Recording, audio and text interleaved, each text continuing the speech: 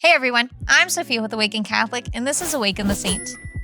Basil was born into a noble family in Caesarea who were known for their military connections in the early 4th century. They were also known for their pious faith. His family had converted to Christianity during the early years of persecution, but that never stopped them from following Christ.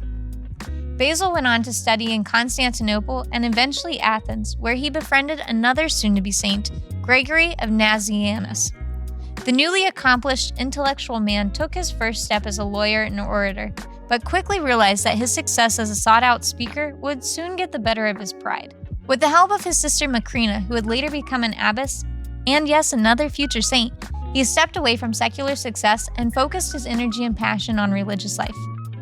Much like how Saint Benedict of Nursia influenced the monastic life in the West, Basil did the same for the East. With the help of fellow brothers, he established monasteries throughout the region and would eventually come face to face with Arianism as so many other famous saints of his time. It was evident that Bishop Dionysius of Caesarea was more lenient toward the growing heresy, but eventually Basil reconciled him with the Church's true teachings and became his presbyter to assist the bishop's successor Eusebius.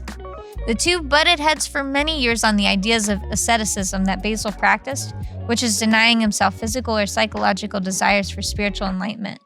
Regardless of their personal preferences of spirituality, Basil was seen as the best fit for the next bishop of Caesarea after Eusebius' death in the year 370. This was when the real work began. He started establishing charitable organizations for the ill and weary travelers throughout the diocese, a mission that had been near and dear to him since his youth. He was also able to put his family's involvement with the military to good practice. With his background, Bishop Basil was able to strategically place his allies like St. Gregory in regions all around the diocese.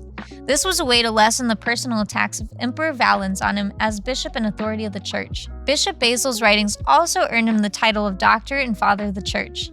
Most of his writings came from the heart of a humble monk and priest, usually focusing on the power of community and fraternal love, as opposed to solely living in isolation. While moments of solitude have their time and place, there's truth that we weren't made to navigate this crazy world alone. In fact, God put others in our lives to encourage us, support each other in the difficult times, and challenge one another with Christ-like love. St. Basil had so many powerful influences throughout his faith journey. Heck, half of his family became recognized saints of the early church. His writings may have stressed specifically on the importance of building communal monasteries, but the same can be said for building your own faith-based community. Who can you surround yourself with on your journey to sainthood? Your relationship with other Catholics, or even fellow Christians in general, doesn't have to be limited to Mass on Sundays. Saint Basil the Great, pray for us.